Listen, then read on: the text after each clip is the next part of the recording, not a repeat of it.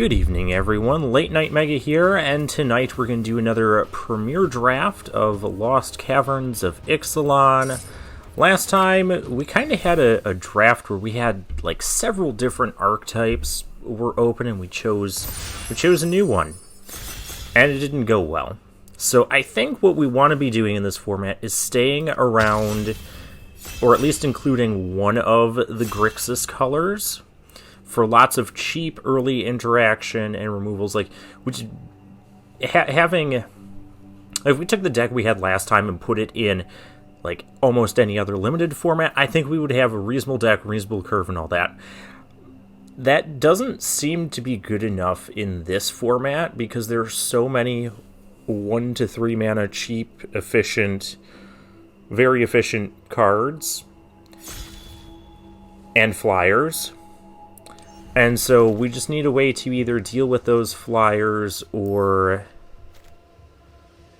a Restless Prairie. But we have an Abrade here, we have a Pickaxe here.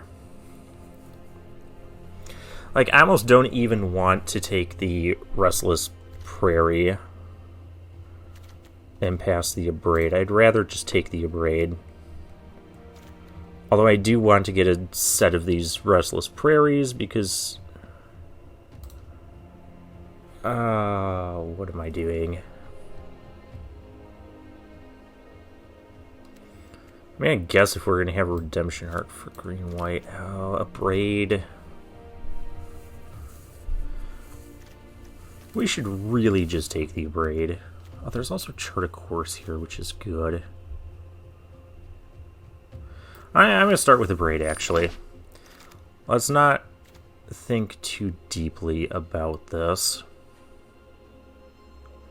Now we get this, the Ever-Flowing Well. Mill 2, draw 2, it's an artifact. We've had that before. Really fits well in blue, black.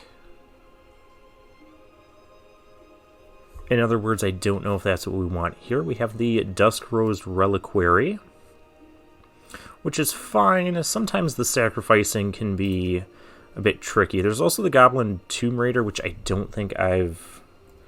Okay, well, I had this card once. We're going to follow this up. See if we can do one of these hyper-aggressive red decks. And now we get a red-black dual land, which that would be fine. That's within the Grixis colors. I think I'll pick this one up. Because if we're getting this third pick, we might be able to go into red. There's a couple nice 2-drops here. Market Gnome is okay. Mischievous Pup. You know, it seems like there's a lot of good synergy pieces for that, but it just doesn't feel like it comes together that often. Now, what does this pack mean? There's no red here. But we do have the Nautilus, which I really like, and I like the Cogwork Wrestler as well. So I think I'll pick it. Oh, and we have a nice Explorer card here, but I like the Nautilus. Nautilus is really annoying to deal with. So I think that's going to be our pick. And it's an artifact for the Goblin Tomb Raider. There's also a Miner's Guidewing here. A lot of good stuff. Just none of it is red. Who else in this? Are there people? I don't think I'm familiar with these names. If we had taken the green-white land, pick one, we could have this as a follow-up. Oaken Siren. Just another nice, cheap early play. Or I could also take the Skullcap Snail. That wouldn't be bad, but I think after picking the Nautilus, I'm a little bit more interested in the Siren.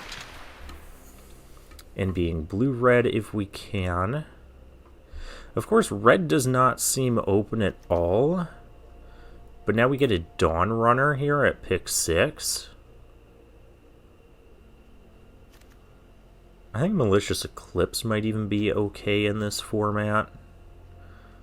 The Whirlpool is okay. We'll take the Dawn Runner. We'll just keep things open.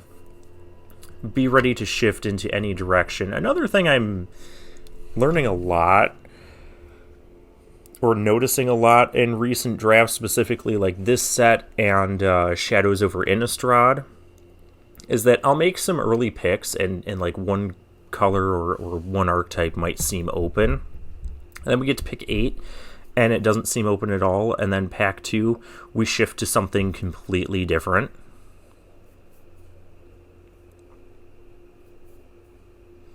And then pack 3 actually feels significantly different than pack 1, which in theory, pack 1 and 3 should be kind of similar as to what colors are open and being passed, but maybe not so much because everyone's still in pack 1 just trying to figure out what their lane is going to be. Alright, so here we have the Shipwreck Sentry, which I don't mind, but there's another Oaken Siren here. Again, cheap flyers. This is also an artifact, it's also a pirate. We're going to take the Oaken Siren. Who knows, maybe we'll get like another Guide Mural deck or something. Acrobatic Leap is a card I don't mind having. There's also the Hidden Volcano, which I don't mind having. Pick is going to be one of those two.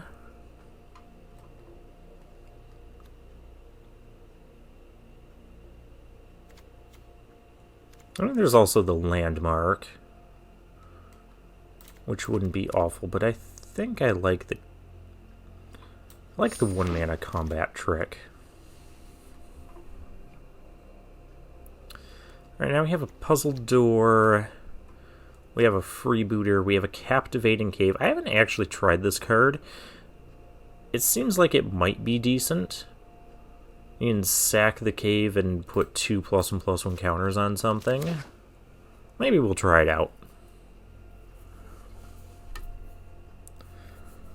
Can go great on our cheap flyer creatures. Can go great with our Dawn Runner too. Of course, it's not... It does fix our mana, but it only adds colorless itself, and color fixing makes it more expensive to do. Alright, so here I think I'll take the Brine Fang. I don't think I've actually played this card yet.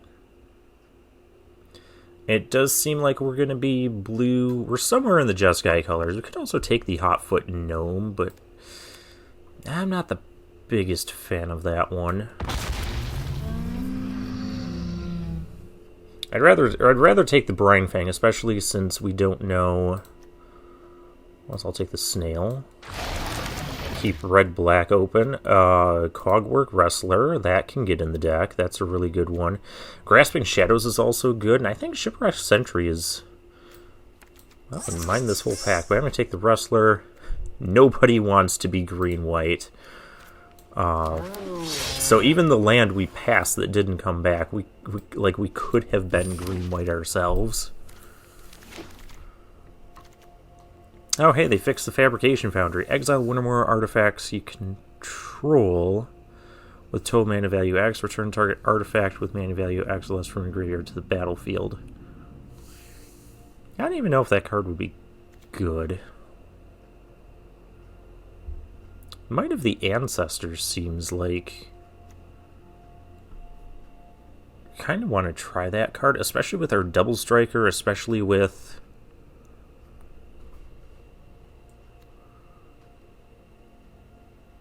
because you're exiling artifacts from in play to return artifacts from your graveyard. Yeah, I don't know about that. Could also go with the Synapse Necromage, though I'm finding the Fungus tokens not super great. I'll take the Might of the Ancestors. Oh, and here we get a Spyglass Siren. That's a good pickup, especially since we know we want to be blue at this point. There's a lot of good stuff in this pack. The Oltec Cloud Guard. the Tomb Raider, another Siren, Scallywag. All these picks would be reasonable. I'm going to take the cheap flag. Oh. I want all of this. I want... Zoetic Glyph is a mythic uncommon, but so is the Guide Mural.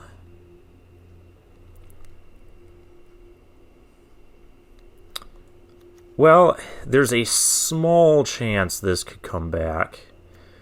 There is no chance the glyph comes back, and we already have, you know, several things we could make 5/4. But we just gotta take the glyph. It's such a good card. I think it is better than the mural. Oh, that was painful. So here, this wants to craft with Island, this wants... I don't know if we really want to be doing that. Oh, we have a Brackish Blunder here. I'm going to grab that for some interaction. My second pick of the pack would probably be the Dinotomaton. I think we're too far off from red-black to be considering that. And we're not really seeing red... We're not seeing much red coming through this way. I am liking blue-white here. We have a Vanguard of the Rose, which is fine. We have the Iron Paw Aspirant, which is also fine.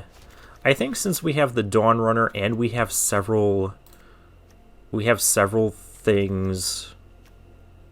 I have several cheap flyers already. Pumping any of those up is going to be good. I'm going to take the Aspirant here. I don't have a blue-black Signpost uncommon, but we're just going to take another Cogwork Wrestler. It's a fine pickup. Blue definitely feels pretty open. Another Might of the Ancestors. It's either that or taking a K. I'm going to take this Might. We're going to try this out. I think this is going to be great with our double strikers and our flyers. And now we get a Petrify, which is a great pickup. Puzzle Door, Shipwreck Sentry. I wouldn't mind running one of those in this sort of deck. We have a Landmark. I could play the Landmark. Crafts with an artifact, becomes a flyer, gives something else flying, or I could play the Echo. I don't mind the Echo, actually. I guess we can get the black-red land out of here, and yeah, this came right back. Could also pick up a Archaeologist. I haven't been as impressed with this card as I thought I should be. I'll take it. I'll take another Echo. Okay, and I guess for some variety we'll take... do I want the Song of Stupefaction? It doesn't even have Flash. Probably not. I think we do have a lot of interaction. Nobody's black-red. And to the surprise of nobody, our blue-white Signpost uncommon did not come back. Which is sad, but I think the Zoetic Glyph is just so amazing. Like, we had a game where we lost because our opponent had 2 of these. Like, as soon as we killed the one thing, you got to discover, you got like a Tinker's Toad off of it, and then played another one, and we were just so far behind.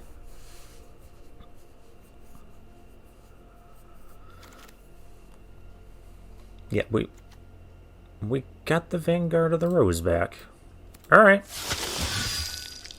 Meanwhile, this is shaping up to be more like a just kind of blue-white aggressive deck with flyers and some artifacts in that. It's not as... Like, we don't have the clay fried bricks. We don't have the mural. This isn't quite as grindy as our last blue-white deck. Neither of these are going to be played. Well, that's a bomb rare. It's not for our deck. It can't even be close for our deck, but I am going to take a Chart a Course here. We've got so many cheap flyers and cheap things like that. The Chart a Course is just going to be really good. Nothing else in this pack I would even consider putting into the deck. I mean, there's the Compass Gnome, but we're not splashing. We have a million 2-drops anyways. Now, here's this thing again. A third Cogwork Wrestler. Well, we could get the Clay Fried Bricks now. Which I think I might do that. Because I do want to have something for when games go long. And just being able to pump our whole team. And the well...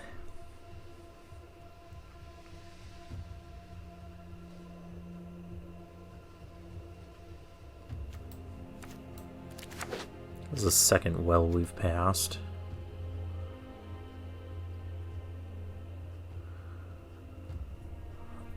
This pack, there doesn't seem to be much for us here either. I don't think we're going to be playing 3 Echoes. I guess if we're desperate for removal and interaction, we can take the Cosmium Blast. I could also just take the Sunken Citadel. That could help fix our mana too. Maybe make up for the cave. Alright, I'm down with that. So what do we have here? The Runaway Boulder. Or another Acrobatic Leap.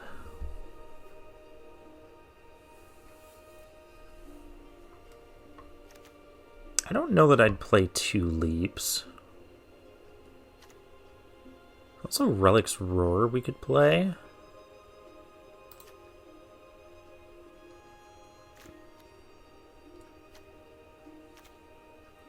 I just don't know that we're really playing anything else out of this pack.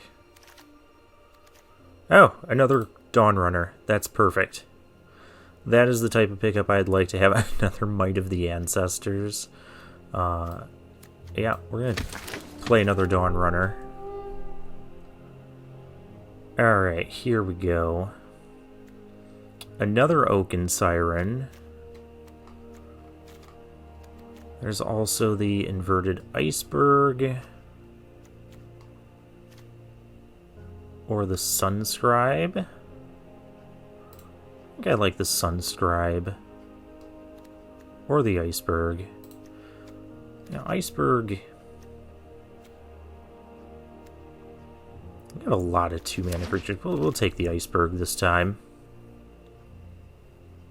And not just because it was the last thing I had highlighted before the timer ran out. We have the Minecart.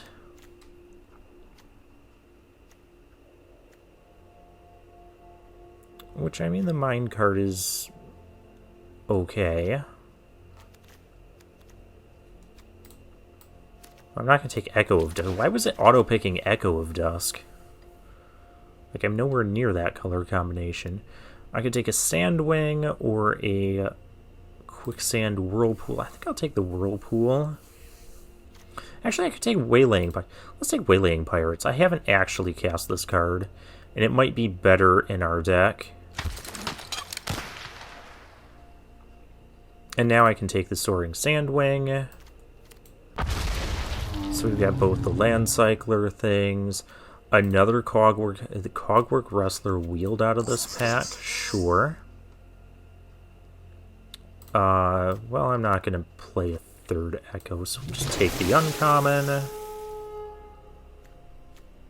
I don't think we're going to be desperate for 3-drops either. We have so many playables. Oh, we even get the Pirate we can consider.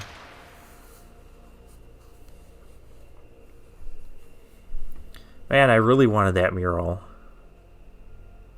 Why did it have to be in the same pack as the Zoetic Glyph?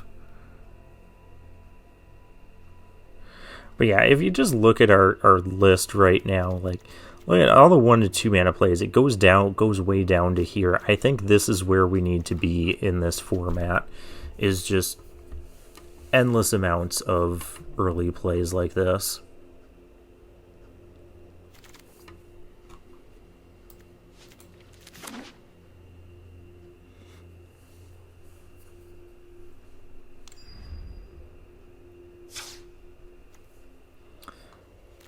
Alright.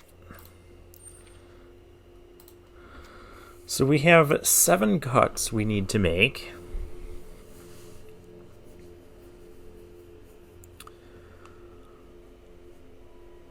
That's interesting.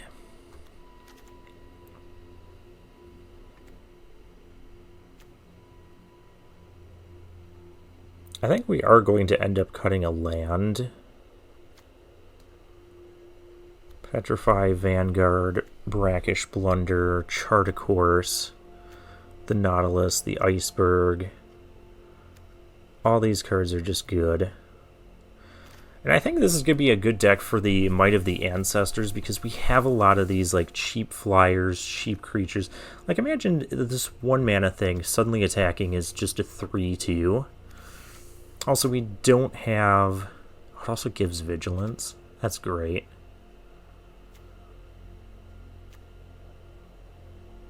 The Aspirant. Okay, well, we gotta cut 7 things.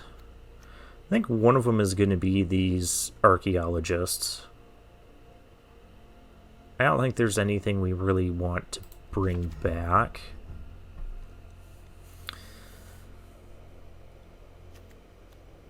The Waylaying Pirates, we're going to keep that. The Echoes. As if the game goes late, and this will also be a flyer as well, late game. The Sandwing, the Brine Fang, I think those are both worth keeping, because they can fix our mana. Though with that, I feel like we could cut a land.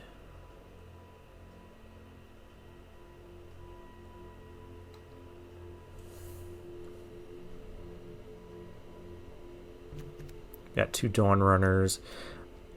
I guess out of all of these, I don't think we really need the Minecart. We're not really ramping into stuff unless we ramp into these couple of things. I also don't think we really need the Relics Roar. We have 3 Cogwork Wrestlers as some combat tricky stuff. Clay Fired Bricks. Or Clay Fried Bricks. I don't have a lot of stuff I want to be sacrificing, so maybe the Vanguard isn't as good here.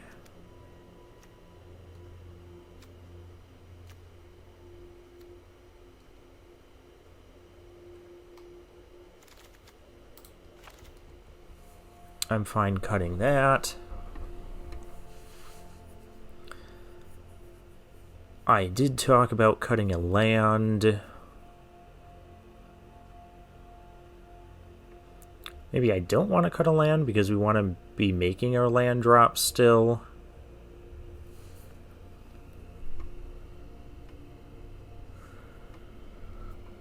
But most of our deck is 1 to 3 mana, so I think we can cut an island.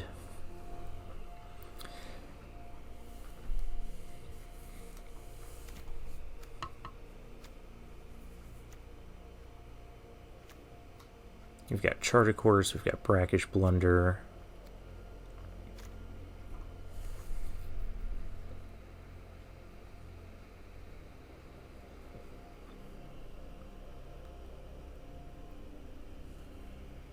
I mean, I still have 2 more cuts I need to make. Do I need to play 3 Cogwork Wrestlers?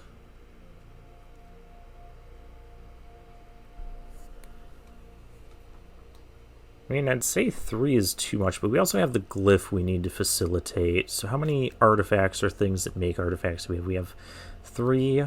That makes an artifact 4, 5. This can make an artifact. We'll count that as half, though, because sometimes he might not.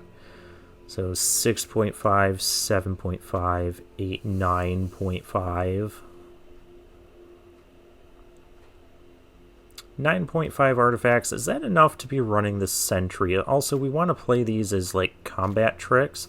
I don't think we want the sentry for that.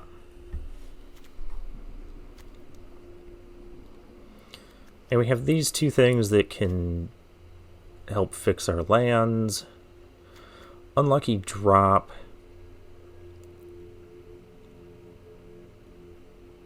I think that's the other cut we're going to have, or one of these echoes. I don't mind the echo. I don't know that I'm a big fan of the drop. So yeah, this is going to be just blue-white aggro. And let's get into the games. Also, I'm recording this, I know I said good evening, but I'm recording this at kind of a weird time. Yeah, make sure I'm... Speaking of recording, I make sure I hit the record button, otherwise I'd be really sad. Recording this at kind of a weird time, so I don't know what sort of... I was a little bit surprised we got into a draft table right away. I don't know how long it's going to take us to get matched up. I don't know how many other Mythic players are on here playing right now. Because I'm actually recording this. You're not going to see it the day I'm recording this, but I'm recording this actually like Thanksgiving morning before I get into like the family stuff and that. And people are still sleeping and I'm awake and we have a great hand. Opponent is on red. We have a 1-drop. Make some app token. There's a Compass Gnome for our opponent, which is all fine and dandy. We have Chart of Course now, which is good. We're just going to play our Oaken Siren. We're going to go attacking. Next turn, we've got the Dawn Runner. We're up against red. Do I want to trade my Siren for his Compass Gnome? I don't think so, because this thing is just going to be able to... I'm not even going to get that option. Very well. It's got Hidden Courtyard, so we're up against Boros. Oh, now I have Might of the Ancestors. Soaring Sandwing. I might actually want this. We'll keep that on top, because we already have our 4th land. We're going to be drawing some extra cards here. So we're going to get to our 6 lands, and when this is just a 5/5 Vigilance, it's going to be really tough for our opponent to deal with.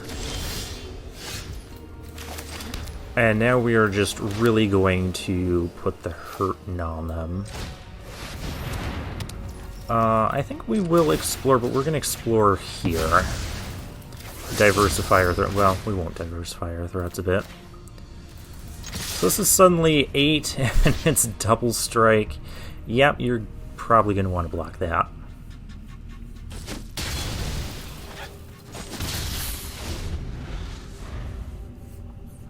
So next turn we have Chart of Course, we have our Iceberg, and we'll have enough lands for our Sandwing, so I'm glad we kept that. But yeah, just lots of cheap plays.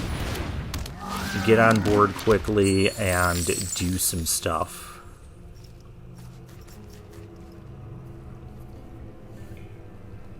This Might of the Ancestors, this seems pretty good.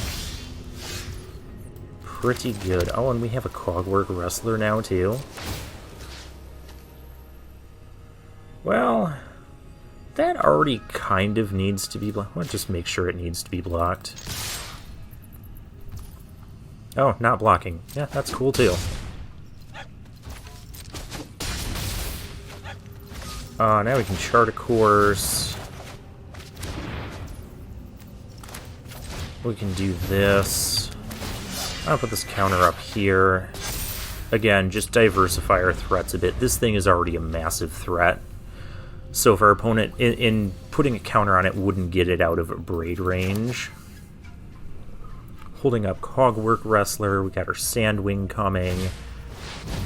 There's Atali's Favor.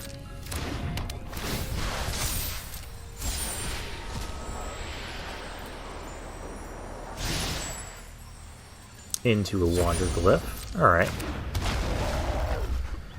Cogwork Wrestler. I guess if there's an attack here, we're not blocking it. Tinker's Tote. Now I think we're just going to start putting the plus thing on our flyer.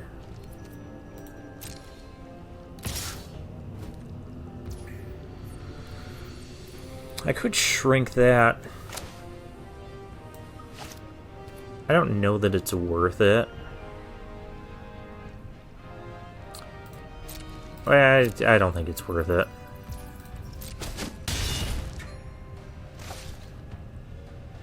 Because we have a 2-turn clock in the air. Oh, this enters tapped, but we get to choose a color. We'll make it blue, I guess. I'm going to put this here. And opponent needs to block our double striker. Blocks our double striker. Can't say we're surprised by that. And Might of the Ancestors, pretty good. Let's mill and draw, see what we get here. We milled the Zoetic Glyph. No! We could fire this up. Yeah. I don't feel the need to petrify this. I can petrify something next turn. We still have the Cogwork Wrestler up if we really feel threatened. We have lethal in the air. We have a Sandwing coming that's also going to be lethal with our Might of the Ancestors.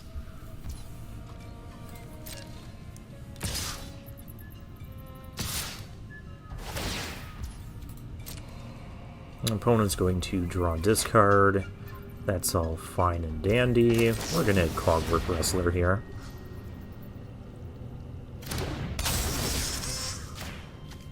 We'll just shrink that and double block it. Block it with these two in case there's some sort of weird trick.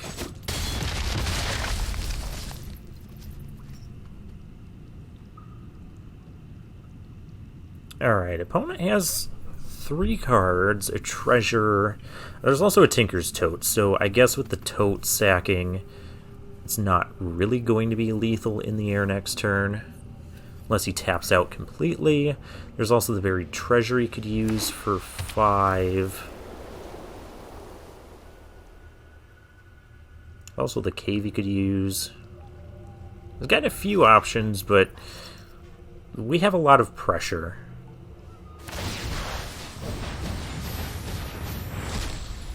Goes for the buried treasure. Oh, he gets a good hit. And into a plundering pirate. Alright.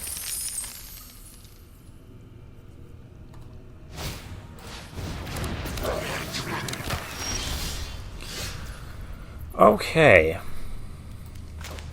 Like, I could stop one. I think I'm going to have this get Vigilance, because I'd like this on defense. And we're going to play the Sandwing here. I guess I don't really need that on defense then, do I? But this would stop him from just being able to kill this, and it can still be on defense. I like that.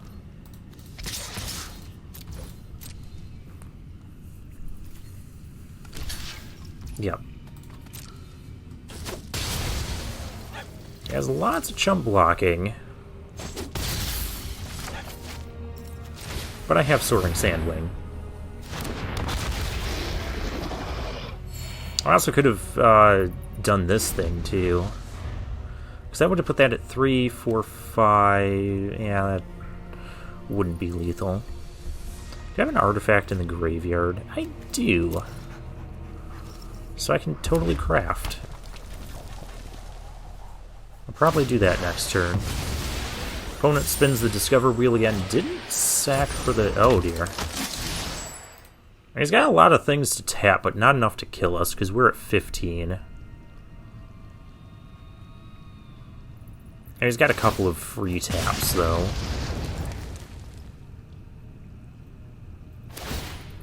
Hey, go right ahead and do that.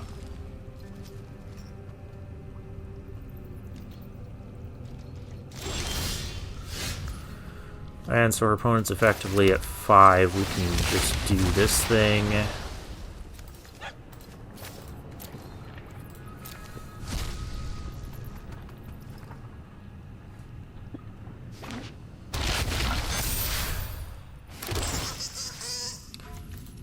We have vigilance to this thing. We'll come attacking. And that should be game.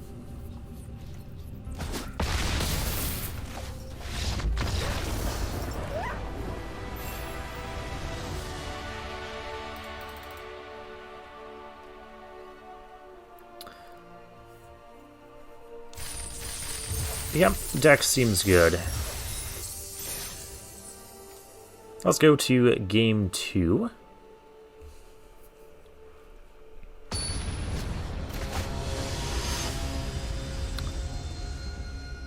Kokomore. I don't know if the K's are supposed to be pronounced. I don't know. I go first. Not going to play the Wrestler. I don't think there's any 1-mana 1/1 flyer things, so we're just not going to play the Wrestler at all. So I don't want to tip our opponent off that we have the Wrestler. Let's go with the Siren, because that gives us, you know, more mana next turn to do all of this. We would have had them anyways. Oh, what does this thing do? Whenever it attacks, reveal the top card of your library. If it's a creature with mana value 3 or less, put it into your hand. Otherwise, you may put it into your graveyard. In sorcery, you can create X map tokens. Well, that's a good one. That's 2 mana? I thought that was a 3 mana. A 2 mana 2/3 that does all that, huh? Alright, well, let's attack. Because attacking is a thing that we can do.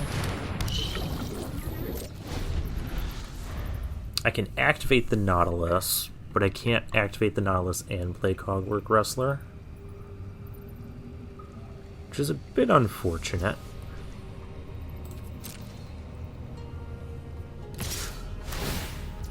Okay, so we're going to see the top card. It's a Siren.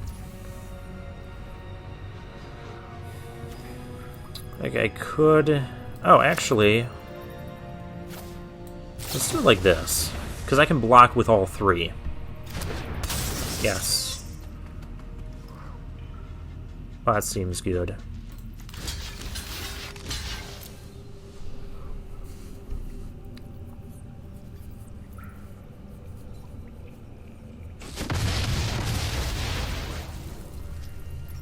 Okay, so that kind of nullified the card draw there. Griffin and a Siren. Ooh, the Dawn Runner. It's a good one. Would I trade the Wrestler with this? I mean, it's gonna trade sometime.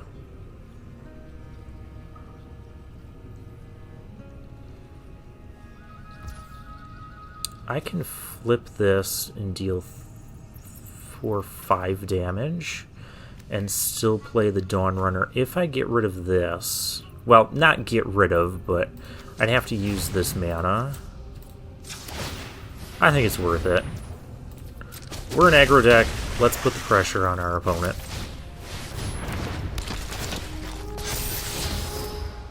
Another Cogwork Wrestler. That's good enough. Well, he knows about it, so it's not quite going to be as good.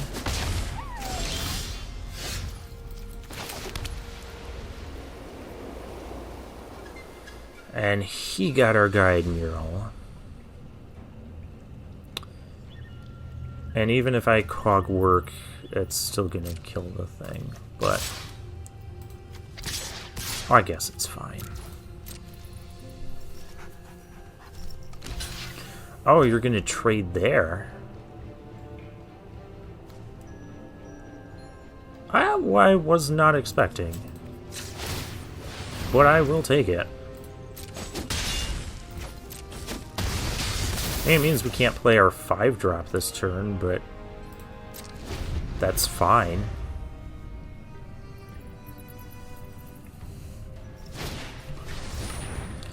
There's the deconstruction hammer. We didn't get one of those. Well, that's why I have the +2/+0 in vigilance thing.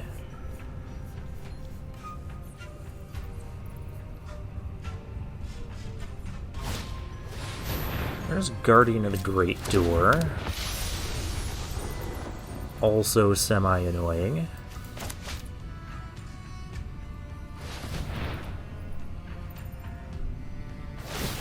And we're equipping there. Okay.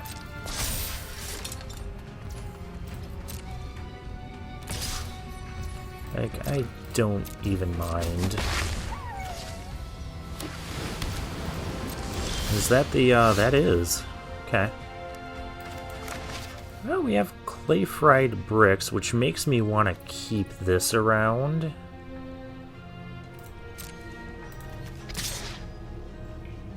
Because I imagine... I could also just go for the chump. Okay, he's going to go for the trade there.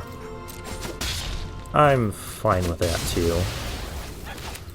Oh, let's draw a card. Might of the Ancestors. There's what we needed.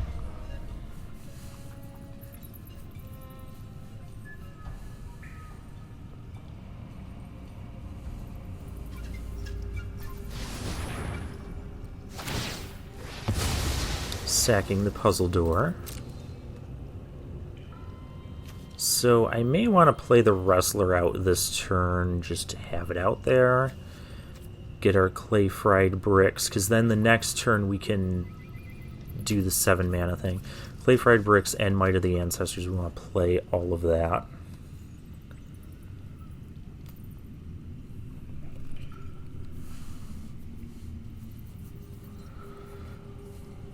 See, I probably will just nullify the 2 damage. Opponent gets a card. I had to choose between an island and that card, and there's Waylaying Pirates. That's fine. I'm gonna tap down our Echo. But it's not a dolphin, so that's okay.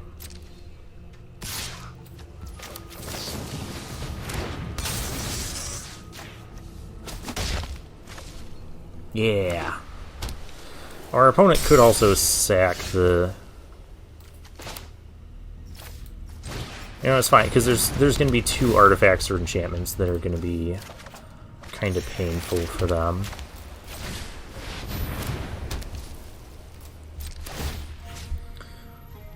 So giving this +2 power is not really going to do a ton. We'll put it here.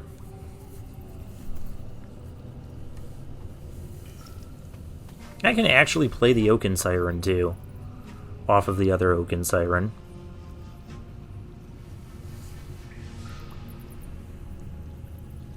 Our opponent might be flipping the mural, though, next turn.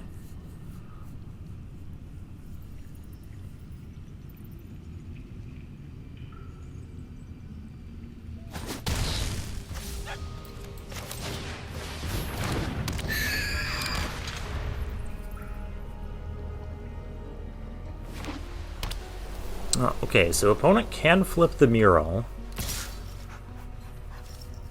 Goes attacking, no blocks. We're at 19.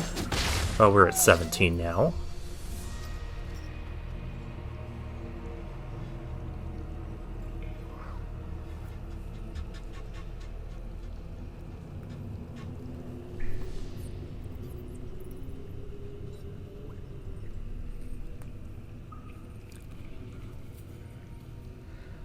Thing is, if he flips a mural, he's just going to get a 4/4. Okay, so he's going to stop us from flipping our clay fried bricks instead. Alright. The aspirant. Alright. Ooh, I can lock something down. What would I lock down, though? Let's lock down his pirates. Put a plus power on here. Is that lethal? This and this gets blocked. He takes 3. He eats one of these. Maybe I just lock that down. I think we do.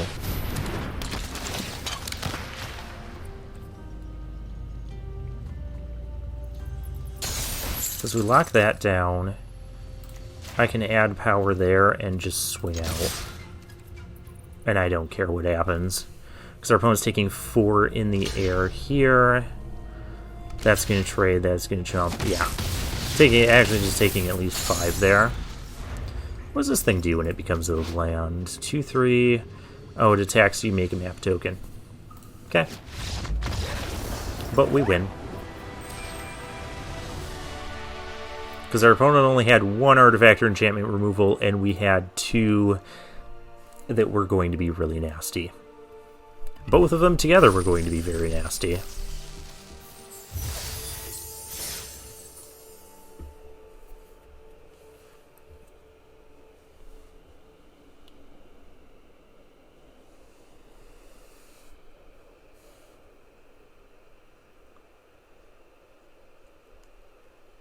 I don't know if our opponent actually had our mural from the draft. I don't even know if he was in our draft pod or not.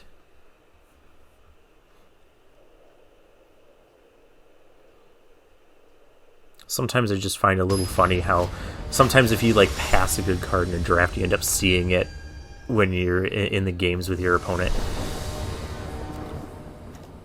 Mixed red. Oh, we have our Might of the Ancestors, our Wrestler. That's a reasonable hand. Oh, now it's even more reasonable. Oh, shoot, I wasn't supposed to play the island first. Whatever. I did.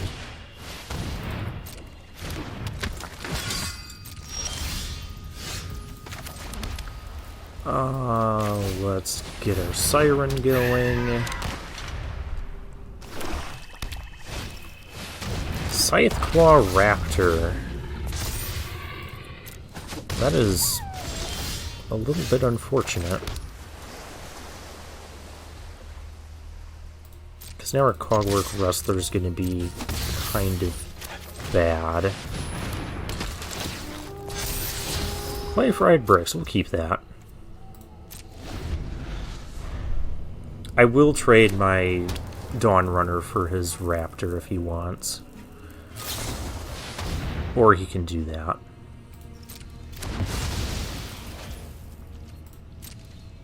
Okay, so I'd take 8 here. Oh, I won't even get to kill that. Because that's going to get plus... Well, I'm not going to consider that if I don't get to kill that.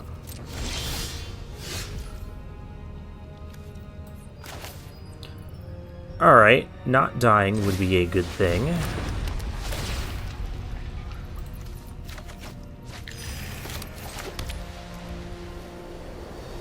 I am going to do this on his turn.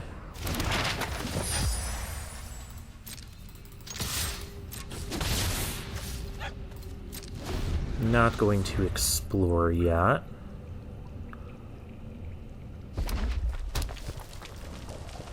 Some black-red, nice Phyrexian lands.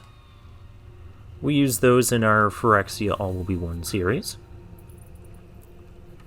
So now if he casts the thing, I'll play the Cogwork Wrestler in response.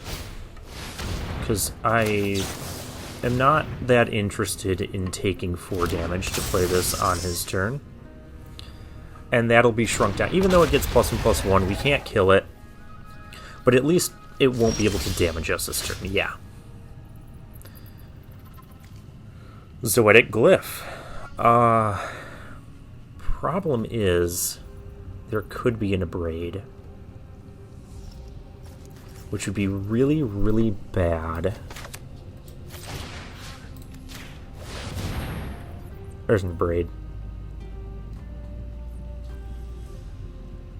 There's not an abrade. Okay, this is really, really good.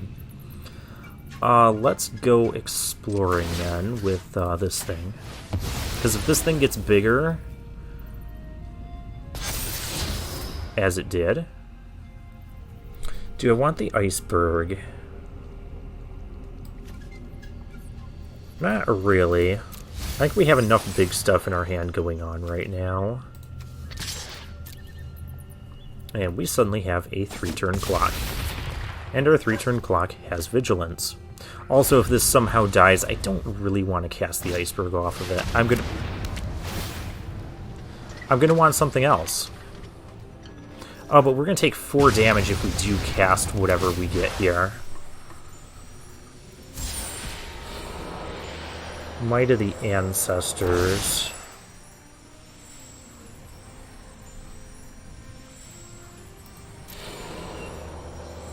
I guess we're gonna cast it. We'll take the 4. Maybe this wasn't a good idea. That card is good.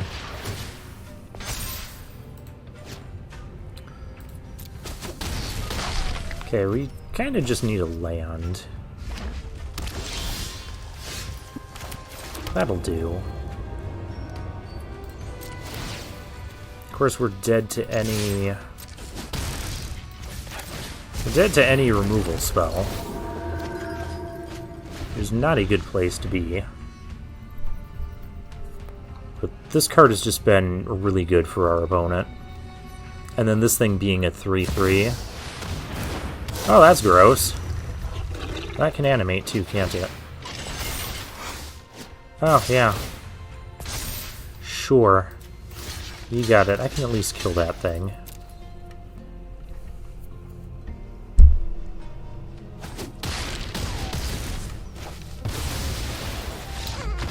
Yep, it's a very hyper-aggressive format.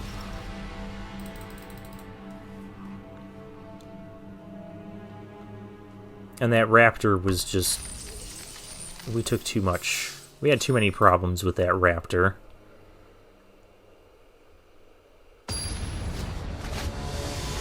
And then the galleon thing that killed our 6/5. Adamesque.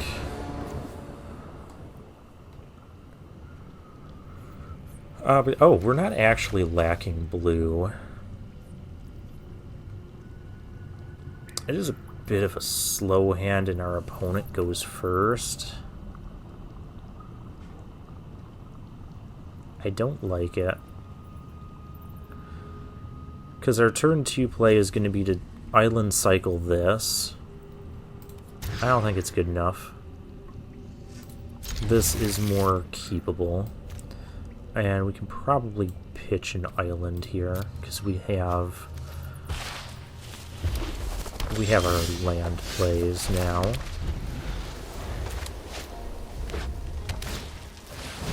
Dig Site Conservator, that's fine.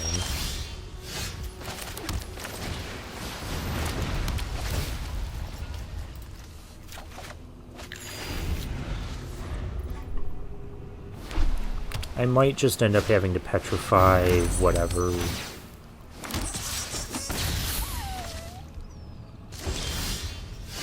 Okay, I don't want to petrify this, but I don't have a real choice right now. We can't activate the thing.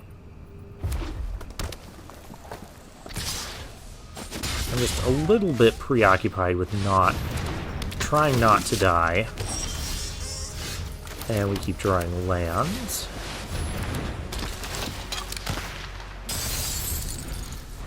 Tap down the flyer, which we didn't get any of those. Oh, and there's the appraiser. Yeah, we're just way behind again.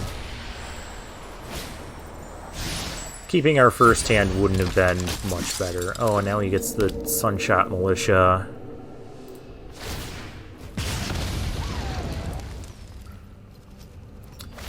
Yeah, this format is just kind of...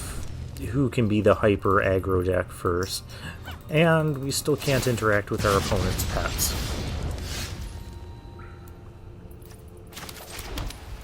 I could Oaken Siren to guarantee we could do this next turn. I don't have any real attacks here because our opponent just has so much stuff. But sitting back and not doing anything, that's not going to be any better.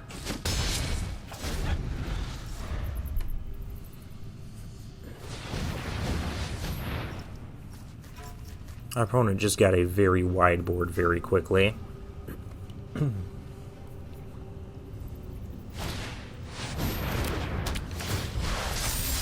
Oh, Atali's favor, sure. Into a plundering pirate.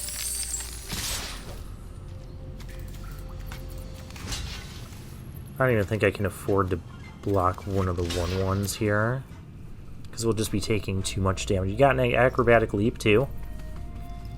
You got a pump spell? No? Okay. And can then proceed to, like, tap two things. I think we're just dead. 1, 2, 3, 4. Almost dead. We have this.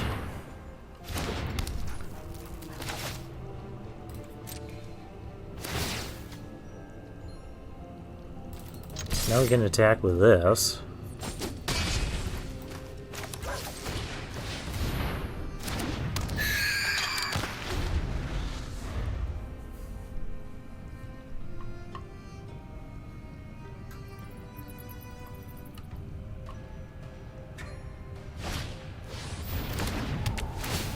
There's the landmark. I'm pretty sure that just makes us dead on board to this, doesn't it? 1, 2, 3, 4, 5. Yeah, it does. Yeah, I gotta go through the motions. I know you know how to do this, Bonnet. Hey, we're 777. Does that mean I get to go into hyper? Now I'm 778.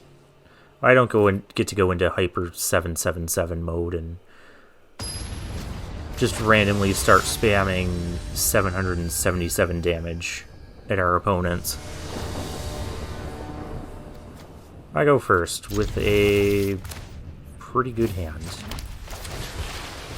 Spyglass Siren, we have the chart of course we can do next turn. We're on the play too, so that helps.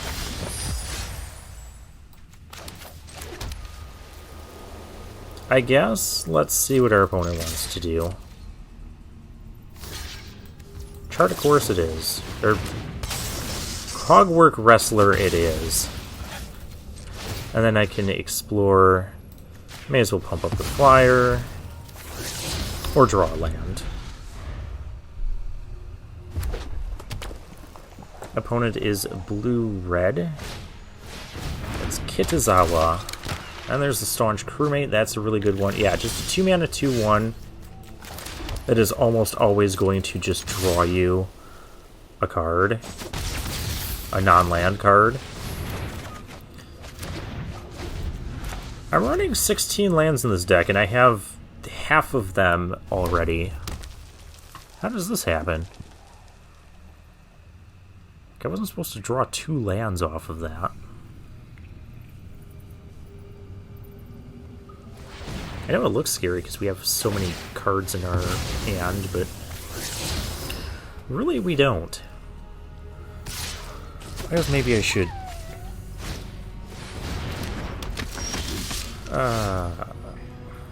And we draw another land. Why are we flooding out suddenly?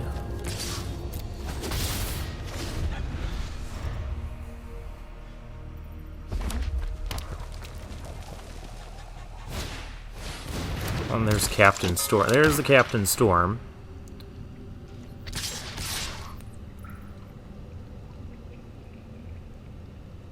I will trade with the... Oh, our opponent thinks we have tricks. In reality, we have lands. Doesn't want to play anything because he thinks we have tricks.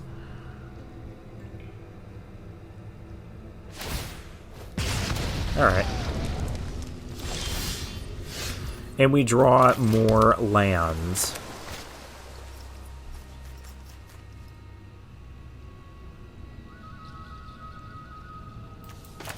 Let's draw another land, because I don't have enough of those. Oh, Might of the Ancestors. Okay, that might help.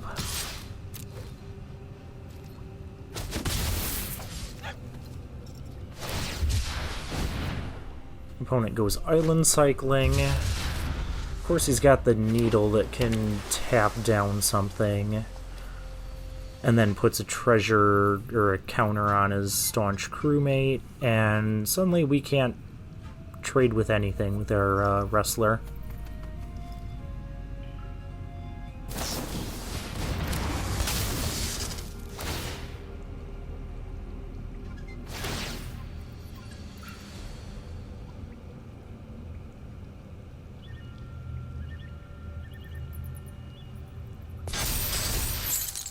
Yep.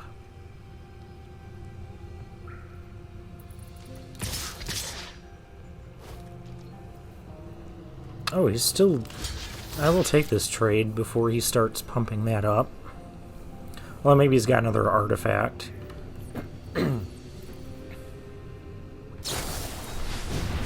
Oh, yeah. Yeah, of course. It feels like there's almost nothing you can do against some of these aggressive decks. Mine included.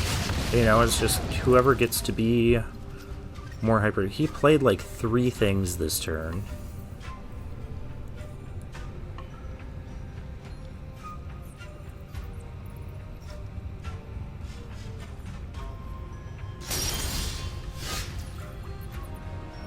Okay, well, we have an Oaken Siren.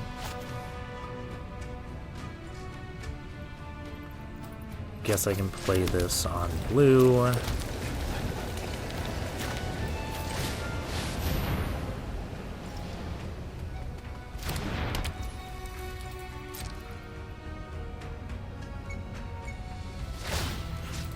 We're not going to be able to block anything effectively, so we're just going to take a bunch of damage again next turn.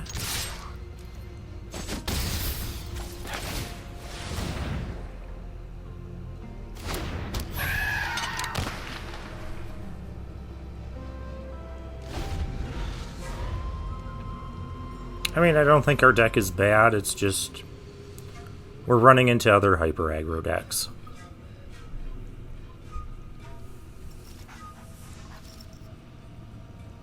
And blue-red seems to be the best deck of the format. Definitely the boogeyman with, you know, these 2-drops that... 2-drop that just makes everything massively bigger and just runs away with the game. 2-drop that gets you another non-land thing to do. 2-drop that shuts down, you know, blocks. 1-drop flyers that I'm also playing, but, you know...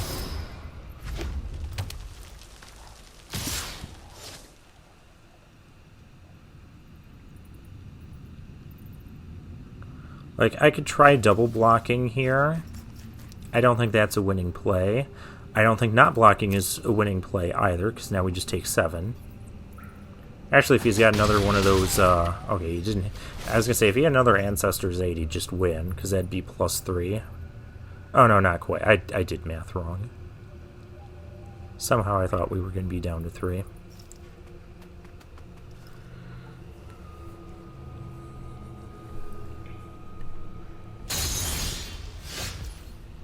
The Sandwing. Alright.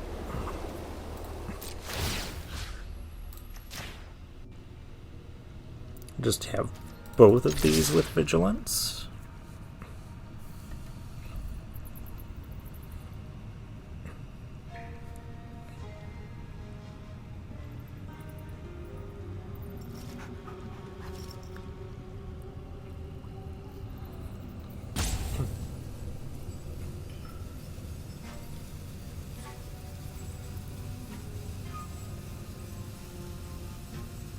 And our opponent still has interaction.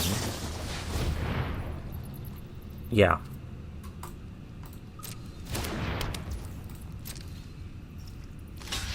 Yeah, it's a 1/1 that just gets eaten.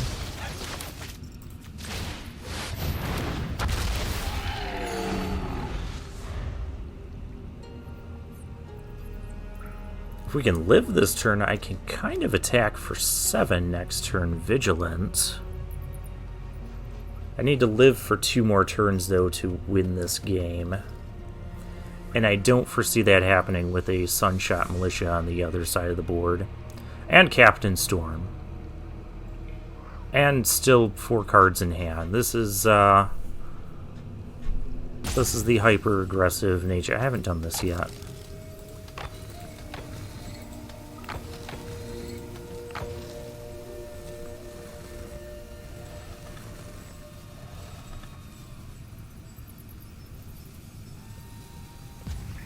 And our opponent is figuring out how he can win this turn. Oh, the Hunter's Blowgun to give your thing... That can give your thing reach. Great. And Death Touch when it's attacking. Yep.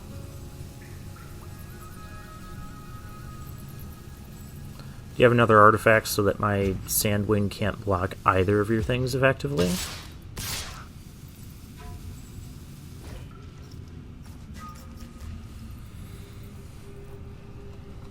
I mean, probably. I actually need to block both of these, because otherwise we'll just die to this.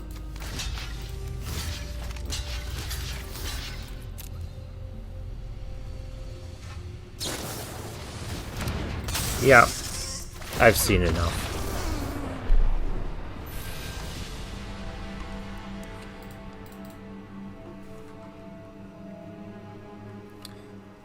Yeah, these hyper-aggressive decks are just making this format not a whole lot of fun.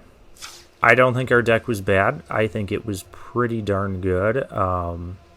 We just ended up getting the worst draw possible there in the last couple games where we just drew lands and lands and lands. Well, we have 16 lands in the deck, and... yeah, our opponents were like blue-red in that. We had a few ways to interact. We had lots of cheap stuff to do ourselves. I'm not a fan of it. We never saw the Acrobatic Leap. I think our deck was good. It just comes down to who's playing the hyper-aggro deck on the draw and gets the good draw. And for me, that's not a very fun, limited environment. The reason why it's not fun is because it feels like it doesn't matter. Like, take that last game, for instance. It felt like none of our choices or decisions actually ended up mattering in that game. Because you can't block effectively. You can't remove their stuff effectively because they just have so many 2-for-1s that get extra cards in that. And yeah. Or like the Go Wide Boros aggro deck. And so with that, I'm probably not going to have too many more of these drafts. I'm going to let the rankings reset. I'll hang on to my ranking here. Maybe we'll try again in a week or two. Maybe things will settle down a bit and maybe there won't be as much hyper aggro being drafted once people realize that's how you need to draft. I don't know, though, because there's a lot of cheap 1 to 2 mana cards that just have so much value that playing normally or playing like a normal curve just doesn't... It just doesn't work. The way it would work in other limited formats. Other limited formats, you know, this sort of mana curve would probably get eaten alive by decks that had, you know, a normal mana curve with more 4-drops and such.